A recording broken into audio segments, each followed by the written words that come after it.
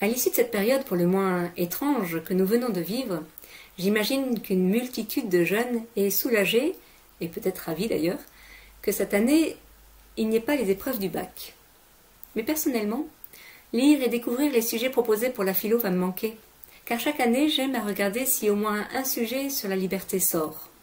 Elle est tellement belle, cette liberté, tellement fragile aussi, qu'il me semble qu'il faut toujours la penser, il faut jamais cesser de la réfléchir, sous peine de prendre le risque de la perdre.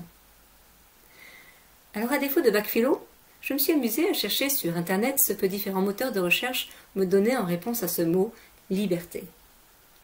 Si définitions et articles se retrouvent plutôt bien recensés, en tout cas en matière de philo, en revanche, la sélection images laisse pantois.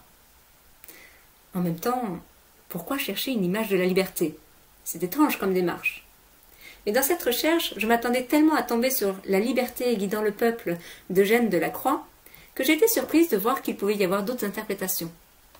Alors, prise par le jeu, je me suis demandé comment, moi, je pourrais illustrer la liberté. Quelle image je donnerais à la liberté? Après un peu de réflexion, c'est celle-ci que je vous suggère. Je suis d'accord, la version Cécile B2000 est peut-être légèrement moins féminine que celle de Jeanne Delacroix. Mais je me demande si elle n'est pas plus parlante encore. Car si la première parle de liberté comme une lutte, suggérant que pour gagner il faut aussi parfois accepter de perdre quelque chose, perdre la vie même. Cette seconde image d'un Moïse ouvrant les bras vers la mer et vers l'avenir véhicule pour moi deux notions. D'abord cette notion de lutte que l'on retrouve dans La liberté guidant le peuple de Jeanne Delacroix, quoique cette fois-ci la lutte est plutôt avec soi-même d'ailleurs. Mais elle souligne aussi, et c'est le deuxième point qui est pour moi essentiel, que la liberté pourrait bien être un désir de Dieu pour l'humanité. Alors que la liberté soit un désir de Dieu pour l'humanité ne me surprend pas. Ce qui me surprend, c'est que les êtres humains aient du mal à le concevoir. Des fois, je me demande s'il n'est pas plus ardu de croire en l'homme que de croire en Dieu.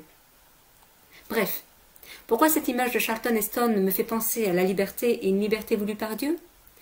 Parce qu'elle raconte très précisément l'histoire de la sortie d'Égypte.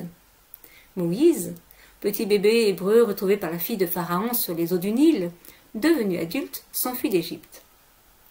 Alors qu'il fait paître le troupeau de son beau-père au mont Sinaï, il entend la voix de Dieu l'interpeller et le charger de faire sortir d'Égypte le peuple hébreu rendu à l'état d'esclavage depuis plus de 400 ans. Après quelques vaines tentatives de se soustraire à cette mission, comme d'habitude, Moïse finit par se rendre auprès de Pharaon pour lui demander de laisser les Hébreux sortir. Mais Pharaon ne voit vraiment pas pourquoi. S'ensuit alors une série de plaies pour tenter de le faire fléchir. Et ça marche, puisqu'après la 10e, Pharaon finit par accéder à la demande de Moïse et de laisser le peuple hébreu partir. Mais après un petit temps de réflexion, Pharaon revient sur sa décision, et le peuple hébreu, prisonnier entre la mer et la garde égyptienne, se voit perdu. Alors Moïse, sur la parole de Dieu, écarte les eaux de la mer, ouvrant devant le peuple un chemin de liberté. Alors si j'aime ce récit, ce n'est pas seulement parce qu'il rend visible la liberté, mais c'est plutôt parce qu'il souligne que la liberté n'est pas d'abord un résultat. Avant esclave, après homme libre. Non, la liberté est fondamentalement comprise et proposée ici comme un mouvement. Elle est une prise de conscience d'une situation qui ne suscite pas la vie, prise de conscience qu'il faut faire changer quelque chose. Et puis elle est une mise en route de soi. Et enfin, et surtout, elle est un passage. Et c'est la raison pour laquelle elle est si fragile. Il n'est rien de plus difficile que de regarder son existence et mesurer que par bien des aspects nous l'enfermons dans ce qui nous arrange. Il n'est rien de plus difficile que de sortir d'une routine, d'une habitude, d'un rythme bien confortable et prévisible. Il n'est rien de plus difficile que de se prendre soi-même à bras-le-corps pour faire changer notre vie et ce qui nous déplaît dans notre vie. Parce que l'on est même capable de rester dans ce qui nous déplaît dans notre vie. Je ne suis pas sûre qu'il soit si évident d'être libre. Et d'ailleurs, l'histoire du peuple hébreu, resté en état d'esclavage pendant 450 ans, montre combien il est difficile de sortir et de vivre libre. Être libre demande de se mettre en route, demande de se prendre en charge, demande de devenir responsable. Être libre et exercer notre liberté demande à ce que nous nous engagions, que nous pensions pour nous-mêmes, par nous-mêmes, devant les autres et même devant Dieu. Être libre demande à ce que le changement provienne de soi sur cette parole de confiance, une parole qui nous vient de Dieu. Et la liberté, c'est comme l'amour. Elle ne se manifeste que et seulement en se réalisant. C'est pour ça qu'elle est un passage, elle n'est pas un état acquis. Elle se manifeste seulement en se réalisant. Elle n'est pas dans ce que l'on fait, mais elle est dans la manière dont on le fait.